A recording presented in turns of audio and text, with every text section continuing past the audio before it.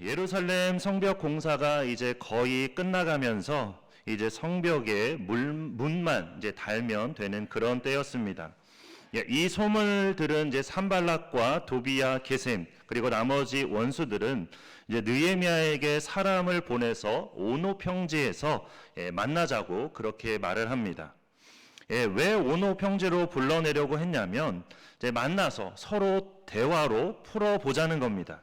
한마디로 화해를 하고 이제 타협점을 좀 찾아보자는 것이죠. 그런데 그동안 그렇게 힘들게 하던 사람들이 이렇게 갑자기 태도를 바꾼 것입니다. 그러다 보니까 당연히 이상할 수밖에 없죠. 게다가 이 오노 평지는 느헤미야가 있던 그 예루살렘에서 한 60km 정도 떨어진 곳에 있는 그런 지역입니다. 그러니까 예루살렘으로부터 좀 상당히 먼 거리에 떨어져 있는 곳이었습니다. 그래서 느헤미야의 안전이 보장되지 않는 그런 곳이었습니다. 만약에 그 원수들이 정말로 화해를 원한다면 스스로 무장을 해제하고 예루살렘으로 찾아왔어야 합니다. 그게 맞는 거죠. 그동안 자신들이 해왔던 짓이 있기 때문에 정말로 화해를 원하면 그렇게 해야지만 믿을 수가 있는 것이죠. 그런데 그동안 해왔던 짓이 있는데 그렇게 오노 평지에서 그냥 만나자고 하니까 뭘 믿고 그곳으로 갈 수 있을까요?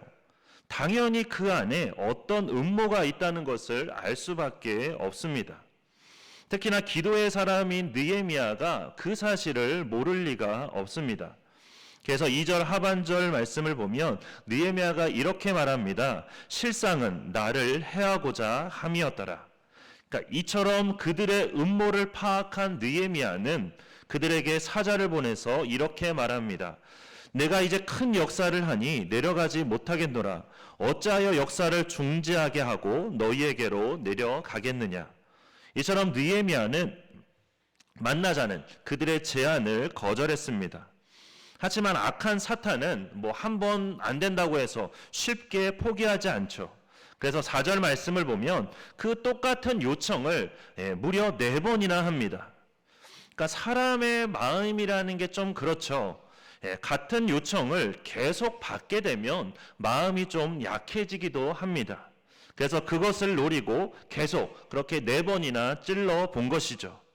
하지만 느헤미야는 그 모든 것이 악한 원수들의 계략임을 알고 그것을 단호하게 거절했습니다. 그러니까 우리에게도 이런 단호함이 좀 필요합니다. 우리는 쉽게 유혹에 넘어갈 때가 있는데 정말로 그게 하나님 보시기에 옳지 않은 일이라면, 교회에 유익이 되지 않고 내 신앙에도 도움이 되지 않는다면 다른 누군가가 간곡하게 부탁하더라도 그것을 단호하게 뿌리칠 수 있어야 합니다. 우리는 흔히 이제 좋은 게 좋은 거라는 생각을 하곤 합니다. 그래서 교회에서도 좋은 게 좋은 거라고 간혹 해서는 안 되는 그런 요구들을 하시는 경우도 있습니다. 그러니까 예를 들면 그런 겁니다. 그러니까 어떤 교회에서는 이제 연말 정산을 위해서 기부금 영수증을 요청할 때, 요즘에는 좀 그런 분들이 많이 없지만 예전에는 이제 초기에는 연말 정산을 좀 많이 받으려고 본인이 헌금한 액수보다 더 많은 금액의 기부금 영수증을 요구하는 그런 경우도 있었습니다. 그리고 자녀가 이제 기독교 대학에 입학을 하기 위해서는 이제 목회자의 추천서가 필요합니다. 그래서 찾아와서 그렇게 목회자 추천서를 요청하는데 그 자녀가 교회에 잘 다니고 신앙생활을 열심히 하면 못 써줄 것도 없죠. 하지만 교회도 나오지 않고 신앙생활도 제대로 하지 않는데 잘 써달라고 그렇게 부탁하는 분들도 계십니다. 그래서 단호하게 거절할 때도 있었고 또 때로는 그냥 있는 사실 그대로 써줄 때도 있었습니다. 그러니까 이건 목회자에게 거짓말을 시키는 것이죠. 그리고 하나님을 속이려고 하는 그런 일입니다. 그렇기 때문에 아무리 욕을 먹더라도 해줄 수 없는 것은 없는 겁니다. 교회에서는 좋은 게 아니라 하나님의 말씀대로 정직하게 하는 것이 좋은 것입니다. 이걸 가장 잘 보여주는 인물이 누구냐면 바로 요셉입니다. 아시는 것처럼 요셉은 애굽의 노예로 팔려가서 여러 고생 끝에 바로의 친위 대장인 보디발의 집 가정 총무가 되었습니다. 그런데 이제 그때부터 유혹이 시작이 됐죠. 보디발의 아내가 요셉을 유혹하기 시작한 겁니다. 그냥 한 번 유혹하고 만 것이 아니라 자꾸 볼 때마다 유혹을 하는 겁니다. 계속해서 거절하는데도 계속해서 포기하지 않고 계속 유혹을 하는 겁니다. 그런데 좋은 게 좋은 거라고 그 유혹에 넘어갔다면 요셉의 삶은 어떻게 됐을까요? 아마 얼마 가지 않아서 보디발에게 발각되어 비참한 죽음을 맞이했을지도 모릅니다. 하지만 요셉은 좋은 게 아니라 하나님 앞에서 자신은 죄를 지을 수 없다고 단호하게 선언합니다. 그리고 하나님의 말씀대로 정직하게 올바르게 사는 것이 더 좋고 더 중요하다는 것을 알고 그렇게 실천을 했습니다. 그렇게 단호하게 유혹을 거절했을 때 요셉은 하나님께 복을 받아서 감옥에 갇히게 되었지만 그 과정을 거쳐서 결국에는 애굽의 총리가 되었습니다. 이처럼 교회에서는 그리고 그리스도인인 우리에게는 좋은 게 아니라 하나님의 말씀대로 사는 것이 좋은 것입니다. 설령 그것 때문에 우리가 어려움을 겪게 되더라도 하나님께서 결국에는 다 해결해 주시고 다 갚아 주실 것입니다. 그렇게 하나님의 말씀과 뜻에 맞지 않는 그런 타협의 유혹이 우리에게 왔을 때 앞서 이야기한 것처럼 거짓을 행하라는 것 외에도 너무나 열심히 교회를 위해서 일해봐야 소용없다는 그런 말, 그리고 너무 열심히 기도해봐야 응답도 안 된다는 그런 말, 그냥 신앙생활은 열심히 하는 것보다 적당히 하는 게 제일 좋다는 그런 말, 그런 사탄의 유혹을, 그런 사탄의 타협을 우리가 느헤미야처럼 단호하게 거절하고 우리가 믿음으로 버티며 끝까지 우리의 믿음을 잘 지켜나가는 우리 모두가 되기를 바랍니다. 산발락과 도비아는 타협을 하자고 4번이나 요청했지만 느헤미야가 계속해서 같은 대답만 하면서 반응이 없자 이번에는 또 다른 방법을 선택합니다. 어떻게 하냐면 이제 편지를 써서 보낸 겁니다. 그러니까 편지 자체가 문제가 되는 것은 아닙니다. 하지만 그 편지의 내용과 편지를 보내는 방법이 잘못되면 그건 충분히 문제가 될 수 있는 것이죠. 그들이 보낸 편지의 내용은 이렇습니다. 오늘 본문 6절과 7절 말씀을 보면 이렇게 기록이 되어 있죠. 이방 중에도 소문이 있고 가스무도 말하기를 너와 유다 사람이 모반하려 하여 성벽을 건축한다 하나니 내가 그 말과 같이 왕이 되려 하는도다. 또 내가 선지자를 세워 예루살렘에서 너를 들어 선전하기를 유다의 왕이 있다 하게 하였으니 지금 이 말이 왕에게 들릴지라. 그런즉 너는 이제 오라 함께 의논하자. 그러니까 이 말은 그런 겁니다. 느헤미야가 지금 반역을 모의하고 있다는 것입니다. 성벽을 쌓는 것도 다 반역을 위해서라고 하면서 느헤미야가 왕이 되고 싶어서 이 모든 일들을 꾸미고 있다라고 그렇게 말하고 있는 것입니다. 그러니까 정말로 하나님을 위해서 자기 민족을 위해서 성벽을 재건하려는 게 아니라 자신의 욕심 때문에 이 일을 하고 있다고 그렇게 말하고 있는 것입니다. 그래서 이제 페르시아 왕에게 이 사실을 우리가 고하기 전에 빨리 만나서 타협을 하자는 겁니다. 이렇게 편지의 내용은 있지도 않은 그런 거짓을 말하고 있는 그런 내용이었습니다. 게다가 그 편지를 보내면서 오늘 본문 말씀에 보니까 편지를 밀봉하지 않았다라고 되어 있습니다. 그러니까 일부러 밀봉을 하지 않은 겁니다. 그러니까 원래는 편지를 보낼 때 다른 사람이 미리 뜯어보지 못하도록 밀봉을 했습니다. 그러니까 영화 같은 데서 아마 보셨을 텐데 뭐 촛농이나 이제 납 같은 것을 이렇게 녹여서 편지 위에 붓고 그것 위에 이제 인장을 찍는 그런 형식으로 밀봉을 했습니다. 그래서 누군가가 편지를 뜯어보면 표시가 나도록 그렇게 밀봉을 했었죠. 그런데 이번에 산발랏이 보낸 편지에는 이런 밀봉이 되어 있지 않았습니다. 그러니까 이게 뭘 뜻하는 거냐면 편지를 전달하는 사람들이 그냥 편지를 읽고 싶으면 읽어보라는 겁니다. 그렇게 해서 그 편지의 내용이 미리 소문으로 퍼져나가도록 한 것입니다. 그러니까 소문이라는 게 참 무섭죠. 없는 사실도 있는 것처럼, 있는 사실도 없는 것처럼 만드는 게 바로 소문입니다. 그래서 느헤미야가 반역을 하려고 한다는 그런 소문을 퍼뜨려서 페르시아에서는 느헤미야를 잡아가게 하고, 또 유다 백성들은 느헤미야로 인해서 예루살렘이 다시 불바다가 될 수 있기 때문에 빨리 느헤미야를 말려야 한다는 그런 생각을 갖게 한 것입니다. 그러니까 정말로 아주 간교한 방법이죠. 그런데 더 놀라운 것은 그에 대한 느헤미야의 반응이 더 놀랍습니다. 사실 이런 모함을 당하면 많이 억울하죠. 내가 한 것도 아닌데 했다고 말하고, 그런 의도로 한 것이 아닌데 그런 의도로 했다고 말하게 되면 그런 말들을 들었을 때 많이 억울할 수밖에 없습니다. 그래서 이런 억울함을 당하게 되면 사람들에게 주로 나타나는 반응은 두 가지입니다. 첫 번째는 내가 이런 말까지 들어가면서 내가 이 일을 해야 되나, 정말 더러워서 못 해먹겠네, 이러면서 포기를 하는 거죠. 그리고 다른 하나는 거짓 소문을 퍼뜨린 그 사람과 만나서 대판, 싸우는 겁니다. 그러니까 거의 대부분의 반응이 이 둘 중에 하나입니다. 그런데 느헤미야는 전자도 아니고 후자도 아니었습니다.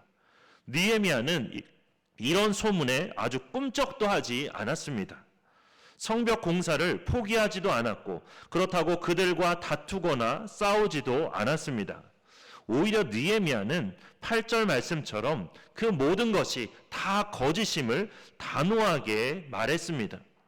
물론 느헤미야가 그렇게 단호하게 말한다고 해서 모든 사람들이 다 느헤미야의 말을 믿지는 않았을 것입니다.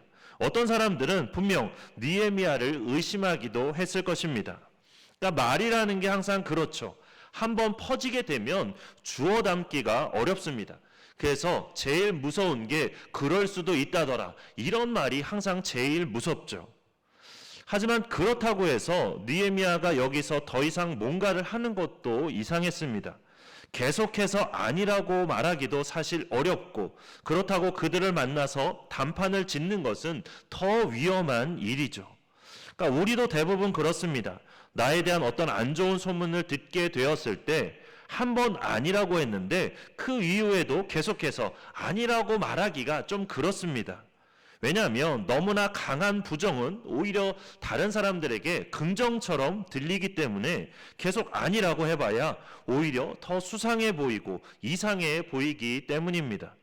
그래서 느헤미야도 그냥 한번 단호하게 아니라고 말하고 더 이상 그것에 대해서 말하지 않았습니다.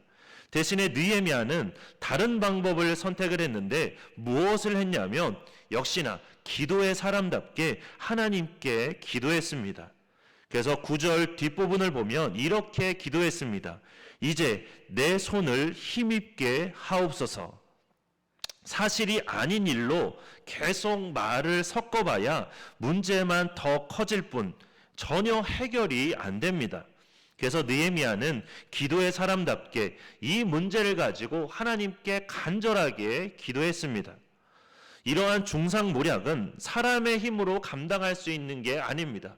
그러니까 이미 퍼지기 시작한 그 소문은 어떻게 보면 걷잡을 수가 없는 것이죠. 그렇게 이런 일을 당할 때 우리가 이리저리 뛰어다니며 시간을 허비하지 않고 그냥 하나님께 맡겨 드린 것입니다.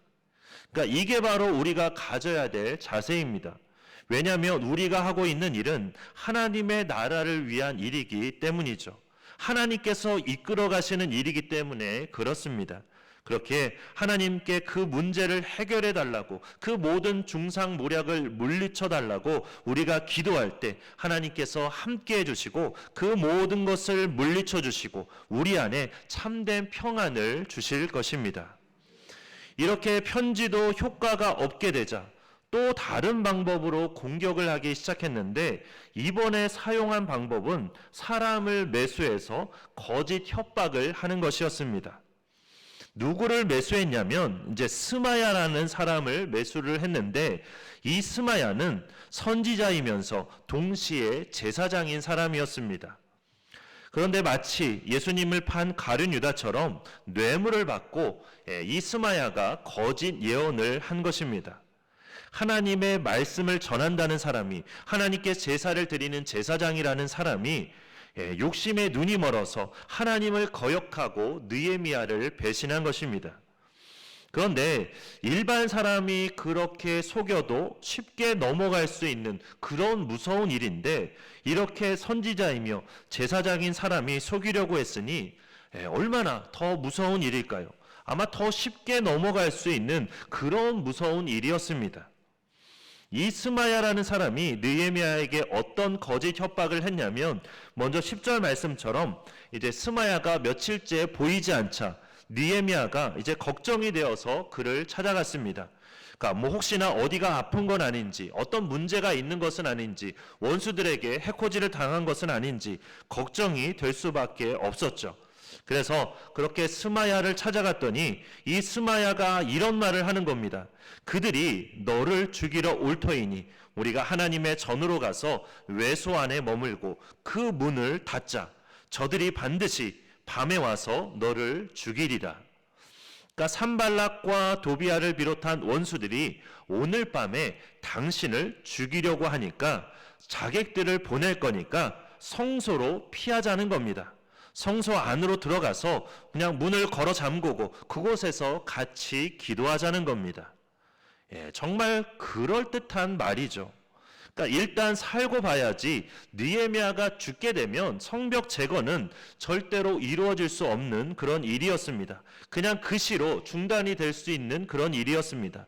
그렇기 때문에 일단은 사는 게 더 중요하니까 그렇게 성소로 피하자는 거죠. 그렇게 해도 괜찮은 것처럼 우리에게 보일 수 있습니다.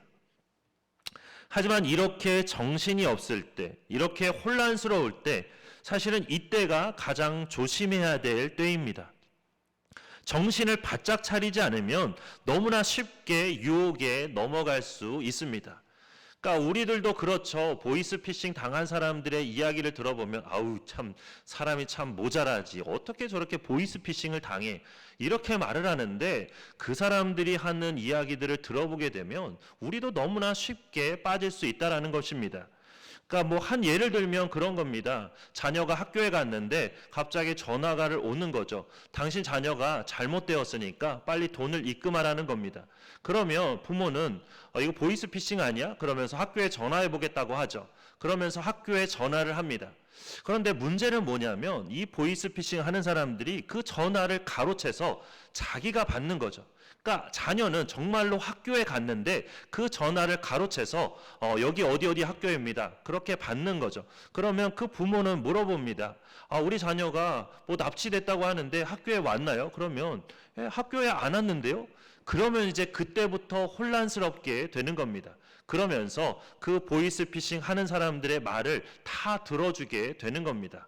이렇게 정신이 없을 때, 혼란스러울 때, 그럴 때에 그렇게 흔들게 되면 다 그런 유혹에 넘어가게 되는 것입니다. 그러다 보니까 우리도 그렇게 쉽게 그런 유혹에 넘어갈 수 있다는 것이죠. 그렇기 때문에 우리가 정신이 없을 때, 혼란스러울 때, 그때가 더 조심해야 될 때입니다. 그러니까 느헤미야도 마찬가지였습니다. 실제로 산발락과 도비아가 지금까지 해왔던 짓들을 보면 정말로 자객을 보내서 느헤미야를 죽일 가능성이 충분히 있었습니다. 게다가 선지자이자 제사장인 그 스마야가 그렇게 하는 제안이다 보니까 정말 믿을 만한 것처럼 보였죠. 선지자가 하는 말인데, 제사장이 하는 말인데 정말로 믿을 만한 말처럼 보일 수밖에 없었습니다. 또 그렇게 하는 것이 정말로 지혜로운 것처럼 보일 수 있었습니다. 하지만 항상 사탄의 유혹에 우리가 쉽게 넘어가게 되는 것은 이렇게 그럴듯해 보이기 때문에 우리가 넘어가게 되는 것이죠. 그렇지 않다면 정말로 대놓고 정말 잘못된 것이라는 것을 보여주면서 다가오면 우리가 그것을 물리칠 수 있을 텐데, 너무나 그럴듯해 보이면서 우리에게 다가오니까 우리가 그곳에 넘어가게 되는 것입니다. 그리고 그냥 그럴듯해 보이는 것을 넘어서서 그것이 더 좋아 보이다 보니까 그렇게 쉽게 유혹에 넘어가게 되는 것이죠. 그러니까 아담과 하와가 선악과를 따먹었던 것도 다 마찬가지입니다. 그리고 오늘 스마야가 했던 그 제안도 다 마찬가지입니다. 그게 더 좋아 보이고 너무나 그럴듯해 보이니까 그런 유혹에 쉽게 넘어갈 수 있는 것입니다.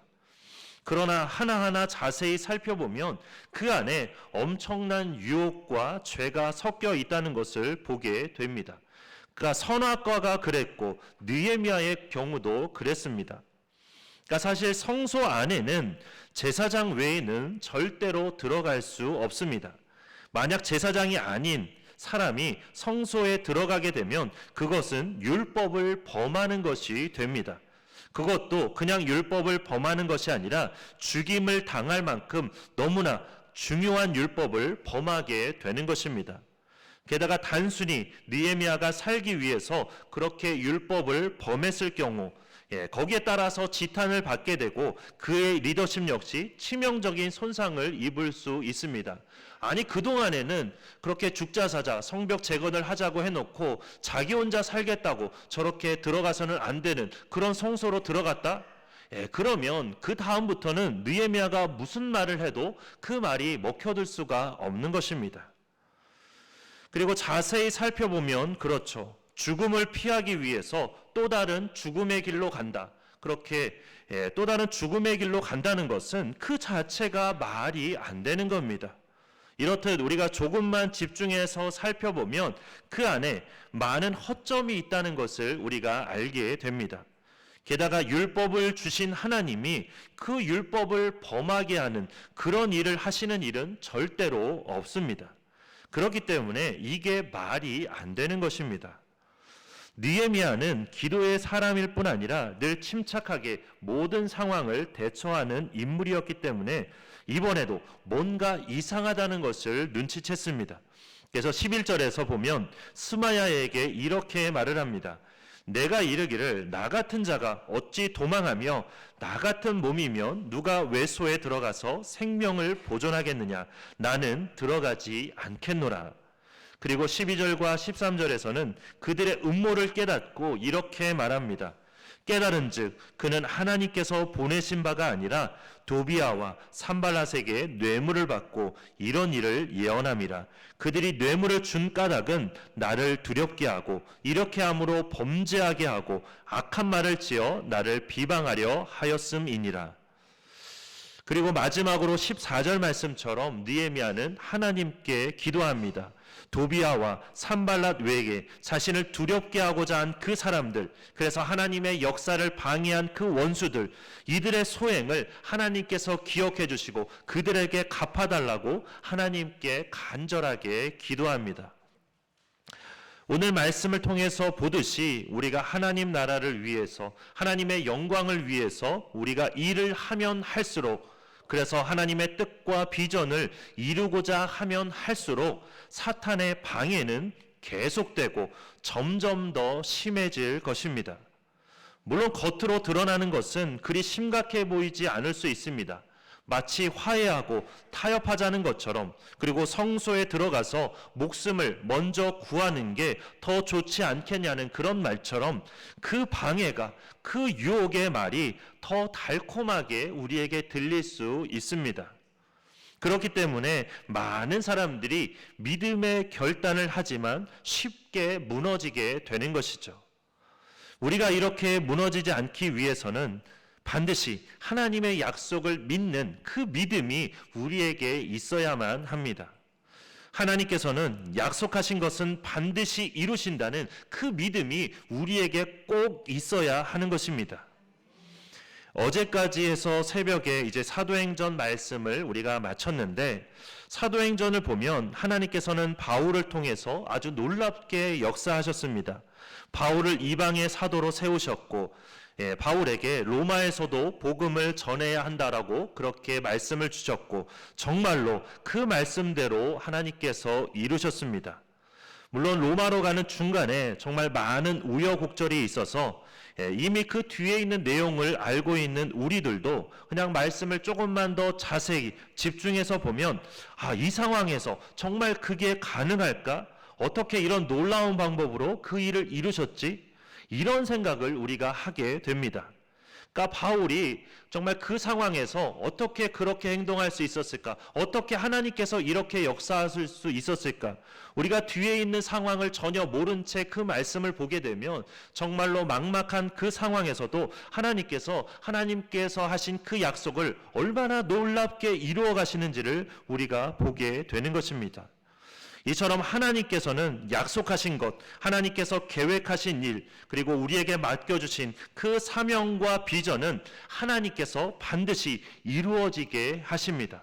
그리고 이건 우리 교회에 주신 회복과 부흥의 그 비전도 마찬가지입니다.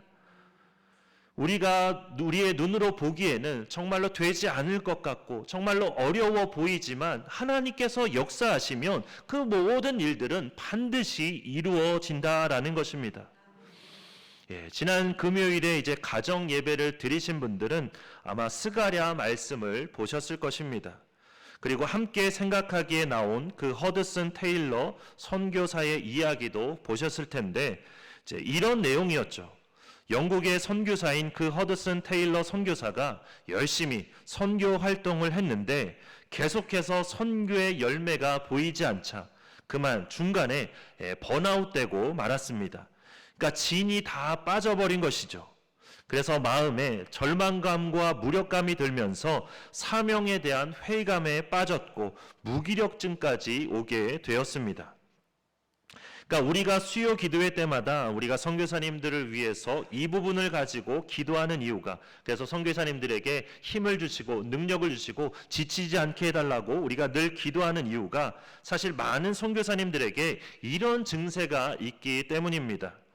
그러니까 선교라는 게 가서 막 10년을 사역하고 20년을 사역해도 열매가 보이지 않을 때가 많기 때문입니다. 오늘날에는 한국 교회에서 목회하는 것도 또 마찬가지인 그런 시대가 되어버렸죠. 어쨌든 이렇게 실망과 좌절에 빠져 있을 때 그때 누이에게 편지 한 통이 왔는데 그 편지의 내용이 이런 내용이었습니다. 오빠는 포도나무 가지에 불과하니까 하나님께 맡기고 의지하면서 쉬라고 하는 그런 내용이었습니다. 그러니까 포도나무 가지는 영양분을 끌어올리려고 애쓸 필요도 없고 꽃을 피우려고 열매를 맺으려고 힘쓸 필요도 없다는 겁니다. 그냥 가지인 하나님께 붙어 있기만 하면 저절로 사역의 열매가 아름답게 맺히게 될 거라고 그렇게 격려를 해준 것입니다. 그래서 이 편지로 인해서 테일러 선교사는 자신의 인간적인 노력들을 다 포기하고 온전히 주님께 그 모든 것들을 다 맡기고 의지할 수 있었습니다. 그리고 그 이후로 그는 하나님의 놀라운 능력으로 많은 열매를 거두고 큰 업적을 남기게 되었는데 그는 다음과 같이 고백했습니다. 저는 패배감에 사로잡혀 있었습니다. 그러던 어느 날 저는 내 힘이 아닌 하나님의 능력을 신뢰하며 나아가기로 결단하였습니다. 내 힘을 빼고 주님께 온전히 의지할 때 하나님께서 제 삶에서 일하기 시작하셨고 사역에도 열매가 나타나기 시작했습니다. 하나님께서는 스가랴 선지자를 통해서 이렇게 말씀하셨습니다. 스가랴 4장 6절 말씀입니다. 만군의 여호와께서 말씀하시되 이는 힘으로 되지 아니하며 능력으로 되지 아니하고 오직 나의 영으로 되느니라. 하나님의 역사를 이루는 것도 맡겨주신 사명을 감당하며 비전을 이루는 것도 그리고 그 가운데 있는 사탄의 많은 방해를 물리치는 것도 모두 우리의 힘과 능력으로 할 수 있는 일들이 아닙니다. 오직 성령께서 우리를 이끄실 때, 우리를 능력으로 강건하게 하실 때, 그럴 때 우리가 이룰 수 있는 일들입니다. 느헤미야가 항상 하나님께 기도했던 것도 다 마찬가지입니다. 성벽 재건 공사를 준비할 때도, 그리고 그것을 시작하고 그것을 진행해 갈 때도, 그리고 오늘 말씀처럼 많은 방해가 있을 때도 항상 하나님께 기도했던 이유가 바로 하나님을 의지하기 위해서였습니다. 사람들과 입씨름하지 않고 항상 먼저 하나님께 기도했던 이유가 바로 이런 이유 때문이었습니다. 우리가 하나님께서 우리에게 주신 사명과 비전에 따라서 회복과 부흥을 이루고자 노력하면 할수록 더 많은 방해가 있게 될 것입니다. 재정적인 어려움을 만나게 될 때도 있고, 우리 안에 분란이 일어날 수도 있고, 또 우리의 마음을 먼저 낙심시켜서 아무리 노력해도 되지 않을 거라는 그런 마음을 우리에게 심어줄 수도 있을 것입니다. 그런 때에 우리가 늘 이 말씀을 기억할 수 있기를 바랍니다. 만군의 여호와께서 말씀하시되 이는 힘으로 되지 아니하며 능력으로 되지 아니하고 오직 나의 영으로 되느니라. 하나님께서는 성령의 능력으로 우리를 강건하게 하실 것입니다. 하나님의 뜻과 계획에 따라 우리에게 주신 비전과 사명을 반드시 이루실 것입니다.